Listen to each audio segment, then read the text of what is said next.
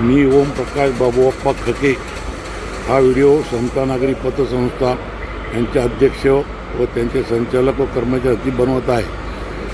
काल सहकार मंत्र्यांनी 16 तारखेला एक आमचं हिअरिंग ठेवलं होतं समता नागरी पतसंस्थेविरोधात, परंतु ते 17 तारखेला त्यांनी 3 वाजता ठेवलेलं होतं, परंतु त्यात घाई करून ते हिअरिंग 2 वाजता ठेवण्यात आलं व आम्हाला 1:30 ते 1:45 दरम्यान फोन आले की तुमचं हिअरिंग 3:24-2ला आहे। आम्ही मंत्रालयात पोहोचून अशी व्यवस्था करण्यात आली होती।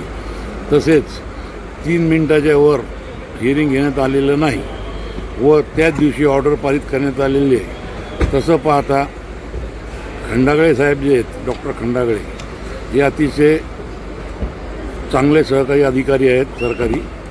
त्यांनी दिलेल्या आदेशात स्थगिती मिळवण्याकरता यांना मंत्र्याकडे धाव घ्यायची गरज काय पडली व मंत्र्यांनीसुद्धा त्याला स्थगिती का दिली हे कळत नाही। जर हे पारदर्शी कारभार करतात तर मग चौकशी आदेशाला स्थगिती भेटली हे सगळे मीडियाला, पेपरला जाहीरपणे सांगतायत। त्यांना एक मोठेपणा वाटतो। खरंच हे जर स्वच्छ कारभार करणारे असते तर यांनी चौकशी होऊ द्यायला पाहिजे होती, पण त्या चौकशीला आम्ही मंत्रालयातून स्टे मिळवला। यात काय मोठेपणा आहे? याचाच अर्थ असा आहे की हे चोर आहेत, यांनी सर्व काही भ्रष्टाचार केलेला आहे, म्हणून कुठल्याही चौकशीला हे सामोरे जात नाहीत। आणि आजच्या लोकलच्या पेपरला असं आलेलं आहे की मंत्र्यांनी त्यांना स्थगिती दिलेली आहे। मंत्री त्यांचाच, राष्ट्रवादी काँग्रेसचा, हेही त्याच पक्षाचे, आमदारही त्याच पक्षाचे, शेवटी न्याय कसा मिळणार? परंतु मी हे मॅटर हायकोर्टातही घेऊन जाणार आणि ही चौकशी 100% होणार। फॉरेन्सिक चौकशीसुद्धा मी यांची लावणार आहे, त्यामध्ये 100% या संस्थेचे पूर्ण घोटाळे उघडकीस येणार।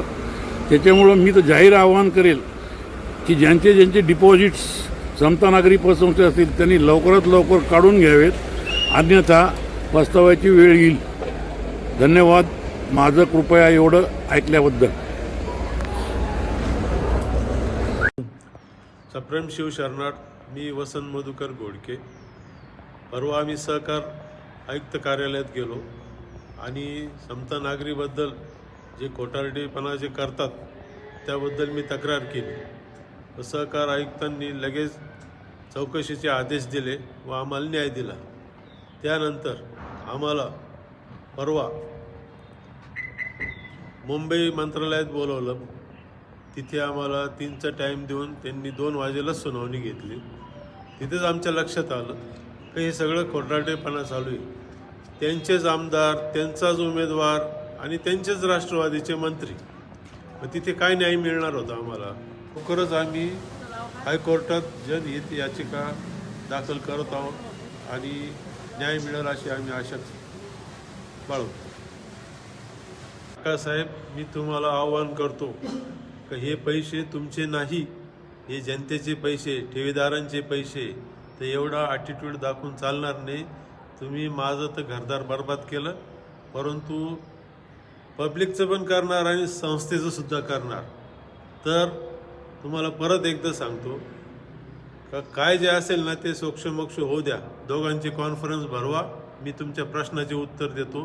तुम्ही किती खोटारडे वागता मी सगळ्या जनतेला दाखवून देतो। आणि एक तुम्हाला सांगतो, माझं शेवटचं वाक्य, हरी बाजी को जितना हमें आता है।